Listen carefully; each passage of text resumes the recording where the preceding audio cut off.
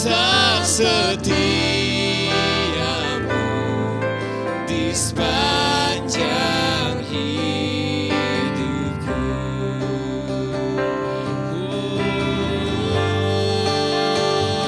Haleluya.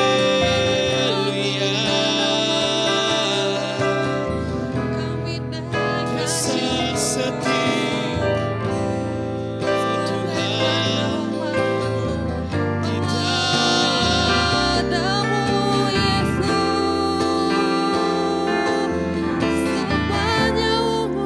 setia, kau setia, kau setia.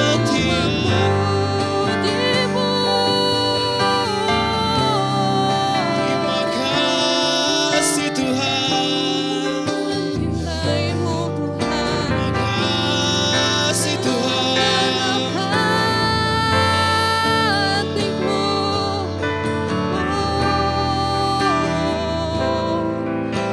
Sepanjang hidup kami naikkan syukur kami bagimu Tuhan.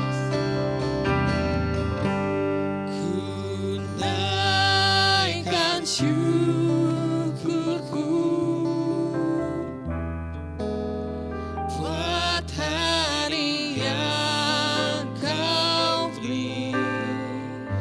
Tak habis-habisnya kasih dan rahmat-Mu,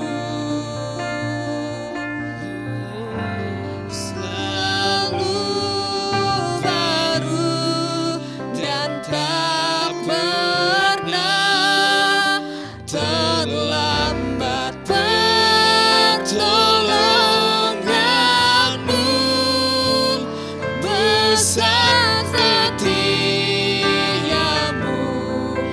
di sepanjang hidupku.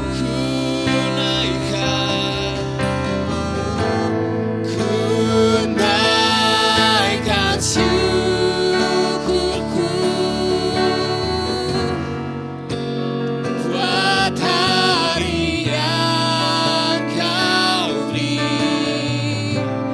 Tak habis-habisnya kasih dan rahmat-Mu,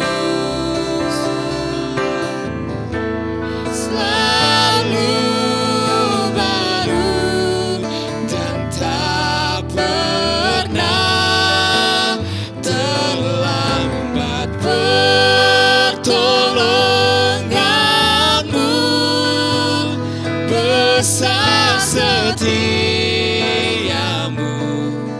di sepanjang hidup. Besar setiamu, besar setiamu, besar setiamu.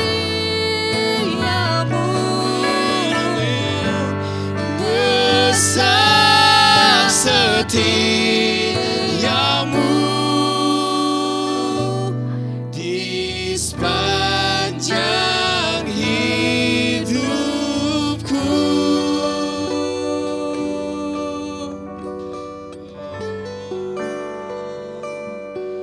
Haleluya.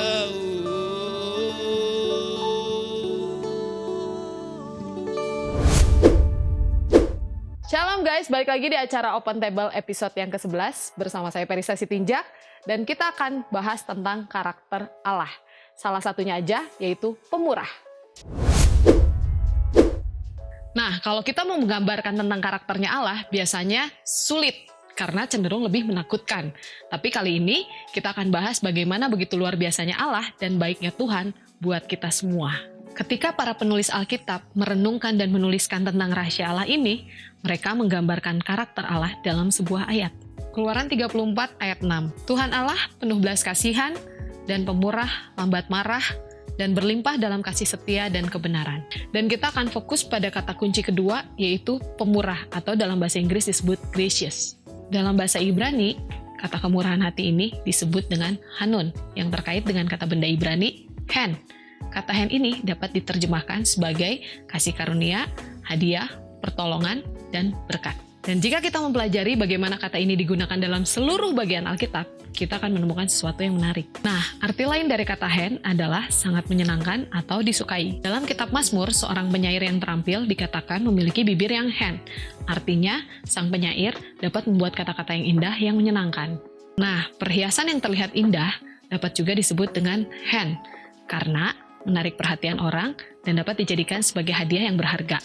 Inilah sebabnya mengapa hen sering digunakan untuk menggambarkan pemberian yang menyenangkan atau sebagai hadiah atau sebuah pertolongan. Dalam konteks ini, hen diterjemahkan sebagai kasih karunia. Seperti dalam kitab Ester, saat Ester pergi bertemu dengan Raja Persia untuk meminta pertolongan agar Ester dan rakyatnya diselamatkan dari kematian, istilah permintaan ini disebut dengan hen. Karena Raja menyukai Ester, Raja mengabulkan permintaan Ester. Jadi, pemberian pertolongan ini disebut juga dengan hen, karena digerakkan oleh rasa menyukai dan menyenangkan. Jadi hen yang paling ekstrim yang dapat manusia berikan adalah menunjukkan kebaikan kepada seseorang menurut apa yang pantas mereka dapatkan. Berbeda dengan Yakub yang menipu saudaranya sendiri lalu melarikan diri. Dan setelah 20 tahun, ia kembali dan ia ingin memperbaikinya. Lalu ia bertanya kepada Esau, "Bolehkah saya menemukan hen atau kemurahan di matamu?" Yakub nggak meminta keadilan, tapi dia benar-benar meminta kemurahan hati dan pengampunan dari Esau. Dan yang lebih mengejutkan, itulah yang Esau berikan kepada Yakub. Dan di sini, Esau memilih untuk menyenangkan saudaranya Yakub dengan memberikan kasih karunia yang tidak pantas dia dapatkan. Nah, hen membutuhkan semangat yang murah hati, yang terkadang dimiliki orang kepada orang terdekat atau yang dicintainya. Tapi, dalam Alkitab, satu-satunya yang dapat menunjukkan hen lebih dari siapapun adalah Tuhan. Seperti saat Tuhan menyelamatkan orang Israel dari perbudakan di Mesir, yang dengan cepat berkhianat dan memberikan kesetiaan mereka kepada patung lembu emas yang dianggap sebagai dewa mereka. Tapi kemudian Musa datang ke hadapan Tuhan dan meminta mempertimbangkan untuk memberikan hadiah yang tidak pantas mereka dapatkan. Tuhan pun berkata ya dengan menunjukkan tindakan paling akhir dari hen, yaitu pengampunan dan janji untuk tinggal bersama-sama dengan umatnya melewati padang gurun. Ciri karakter Tuhan ini sangat jelas tertulis hingga sampai 40 kali dalam kitab Mazmur.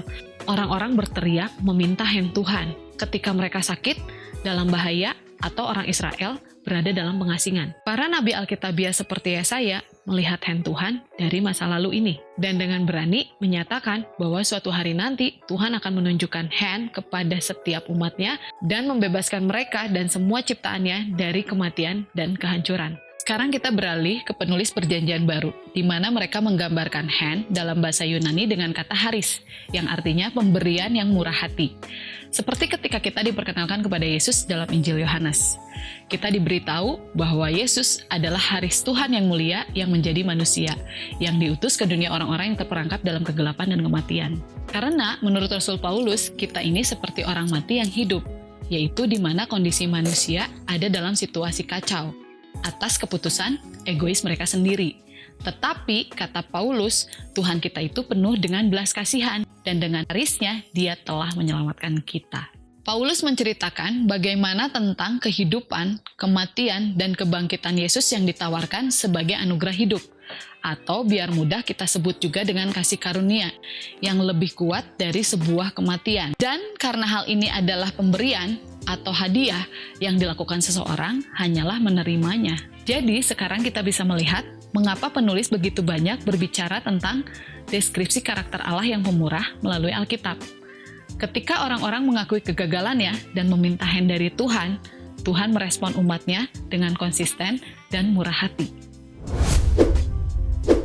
Oke guys, sekarang kita masuk ke sesi Good News. Saya akan bacain kesaksian dari Leslie Alvaro, California, Amerika Serikat. Dibebaskan dari rasa terhukum.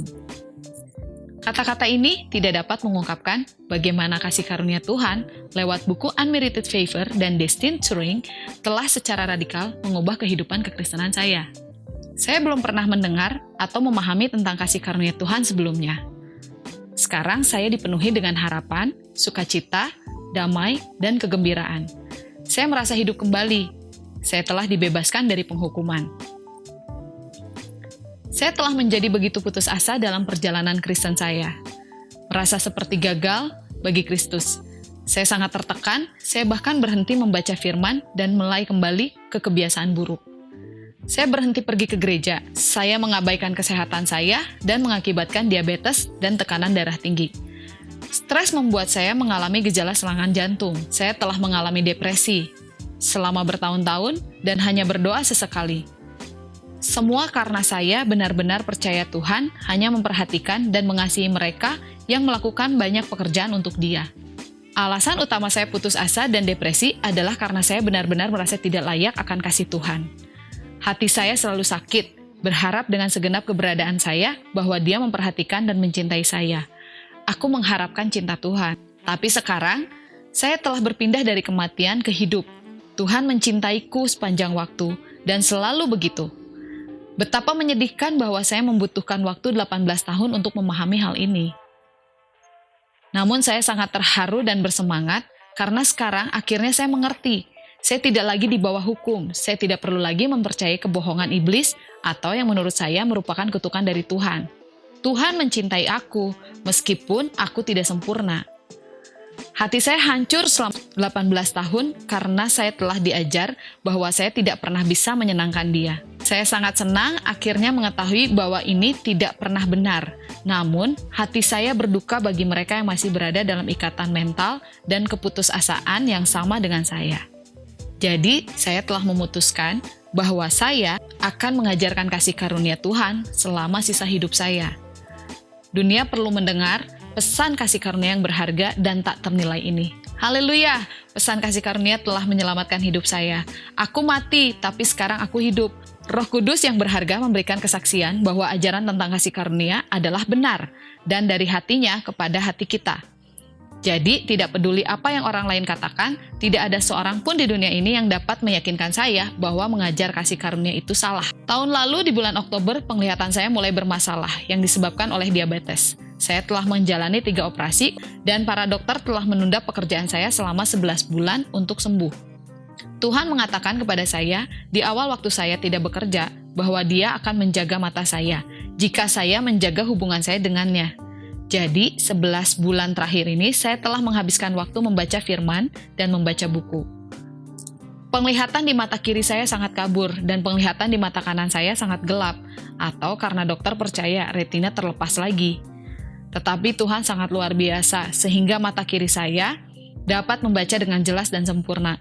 Jadi saya telah mampu membaca tanpa kacamata.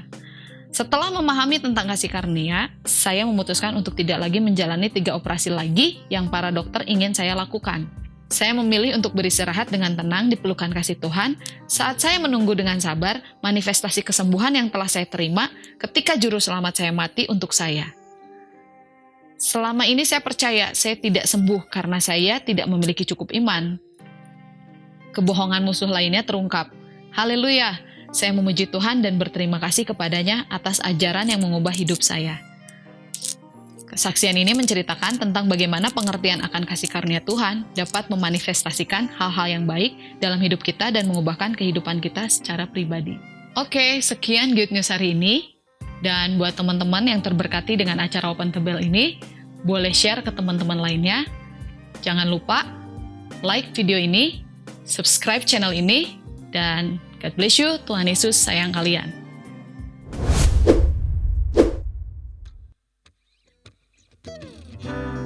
Haleluya. Kami bersuka untuk setiap kebaikan-Mu Tuhan dalam hidup kami.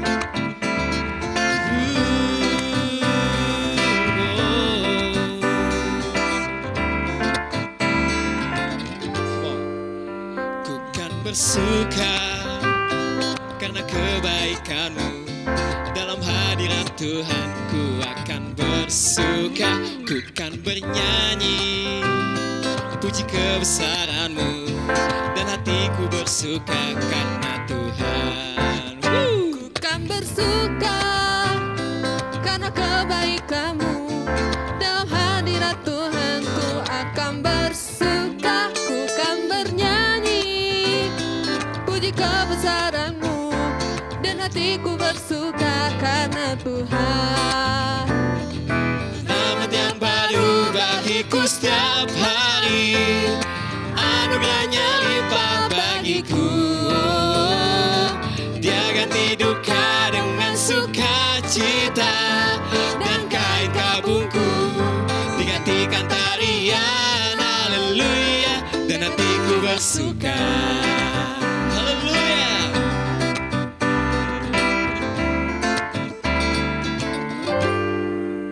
Ku kan bersuka karena kebaikanmu. Dalam hadirat Tuhan ku akan bersuka. Ku kan bernyanyi puji kebesaran-Mu, dan hatiku bersuka karena Tuhan. Rahmat yang baru bagiku setiap hari, anugerahnya limpah bagiku.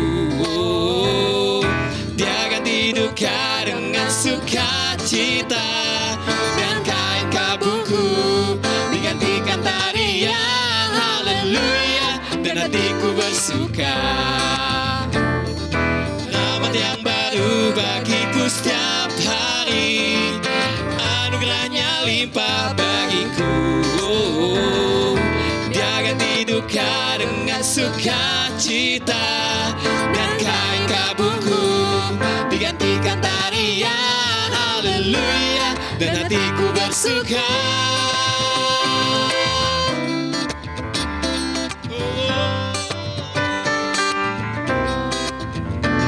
Kebaikan-Mu atas setiap kami, Tuhan Yesus.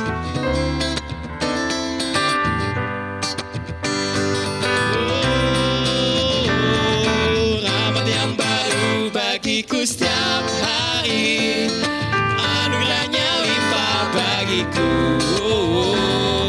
Dia ganti duka dengan sukacita, dan kain kabungku digantikan tarian. Haleluya, dan hatiku bersuka. Rahmat yang baru bagiku setiap hari, anugerahnya limpah bagiku.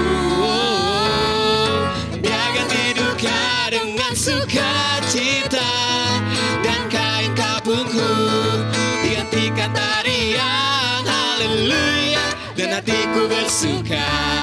Haleluya, haleluya, dan hatiku bersuka.